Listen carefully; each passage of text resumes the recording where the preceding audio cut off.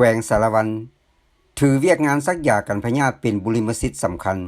ซึ่งในบ้านขบวนซักยากันพยาธิหมากแดงใหญ่หมากแดงน้อยแขวงดังกล่าวมีแผนเคลื่อนไหวซักยาแบบตะลุมบอนแหนใส่เพื่อบรรลุ95ส่วนห้อยขึ้นไปท่านสมใจอุ่นจิตห้องเจ้าแขวงสารวันผู้ชี้นำเวียกงานวัฒนธรรมสังคมให้สัมภาษณ์ต่อสื่อมวลชนจากศูนย์กลางว่าในระยะผ่านมาแขวงสารวันของพวกเฮาได้เอาใจใส่ถือเอาปัญหาการซักยาวัคซีนให้กับเด็กเป็นปัญหาสำคัญนโยบายการนำพาที่สำคัญของแขวงต่อเวียกงานสาธารณสุขนี้เป็นเวียกที่มีถือว่าเป็นบุริมสิทธิ์สำคัญหลายซึ่งพวกเฮาได้เน้นต้นตอก็เป็นเรื่องของการอนามัยการส่งเสริมสุขภาพเป็นปัญหาต้นตอคือเอาการปิ้นปัวเป็นปัญหาสำคัญฉะนั้นเกี่ยวกับการอนามัยส่งเสริมสุขภาพนั้นพวกเฮาก็ได้ซุ้มใส่เวียกงานโดยเฉพาะก็เป็นการต้านสกัดกั้นบ่ให้เกิดมีปัญหาเวียกงานวัคซีนก็เป็นเวียกงานนึงที่แขวงสารวันได้ซุ้มใส่เอาใจใส่ซึ่งนอนอยู่ใน11เป้าหมายสหัสวรรษที่เป็นขาดหมายสำคัญของแขวงสารวันนำพาในผ่านมาซึ่งการจัดตั้งปฏิบัติเวียกงานนี้พวกเฮาได้ซุ้มใส่การซักยาวัคซีนให้กับเด็กหนุ่ม1 ปีเฮ็ดหลายรูปแบบซักปกติหมายก็ว่าเล็กออกมาใหม่ที่ว่าฮอดเกณฑ์อายุในการซักกันคือเอาการบริการอยู่จุดห้องหมอน้อยห้องหมอสุขส้นเป็นบริการเด็กไปคลอดแล้วก็เอาเขาถอนย่ามซักเอาเขาไปซักอันนั้นเขาเอิ้นว่าซักแบบปกติจากหันเฮาถือว่าเป็นการซักหนึ่งที่สำคัญแม่นเรื่องของการตะลุมบอลหมายก็ว่าหอดย่ำเปิดวันซักยาวัคซีน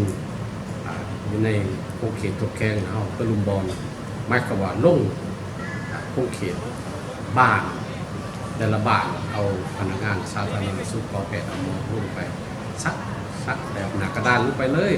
ตะลุมบอลซักทุกเป้าหมายที่นอนอยู่ในเกณฑ์อายุ1 ปีลงมาเนี่ยตรงนี้ซักยาจากนั้นตะลุมบอลแล้วเห็นว่าเป้าหมายใดมีการพบข่างในเก็บเล็กสนั่นจากที่พวกเขามีความรับผิดชอบแต่เห็นได้ความสำคัญปัญหาการกันพยาธิโดยการซักวัคซีนเป็นปัญหาสำคัญทั้งจึงตัวเลขการซักยาวัคซีนของแขวงสารวันสามารถบรรลุได้97%ขึ้นเนื้อของเด็กในกลุ่มเป้าหมายจากที่พวกเขาได้ซุ้มใจกันซักยาวัคซีน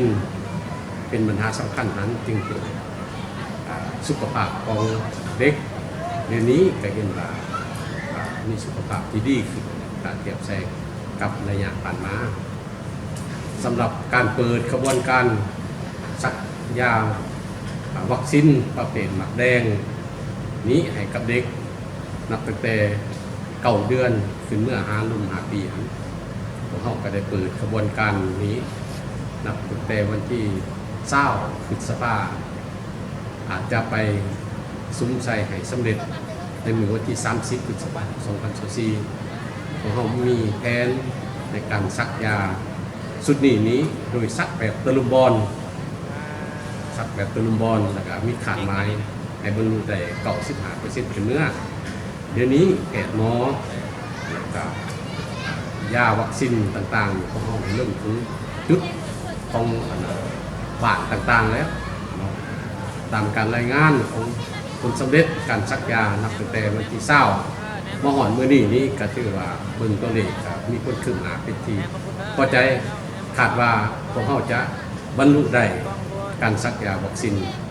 นี้คันว่าแล้วก็แม่นบ่ต่ำกว่า95%ตามแผนที่วางไว้อันนี้ก็แม่นในเรื่องของการสนใจเดี๋ยวนี้พวกเราได้เอาจะใส่ก๊กก็แม่นเรื่องของการโฆษณาปลุกระดมเนาะเพื่อเฮ็ดให้ทุกคนเห็นได้ความหมายความสำคัญของการเปิดกระบวนการชุดนี้โดยการนำใส่สื่อ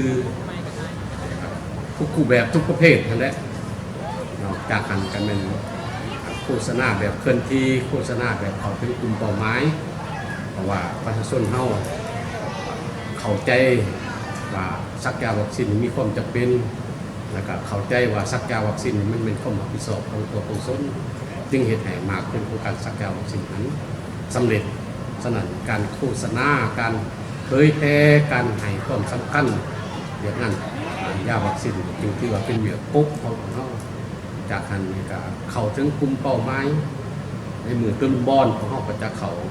ซักอยู่ในขอบเขต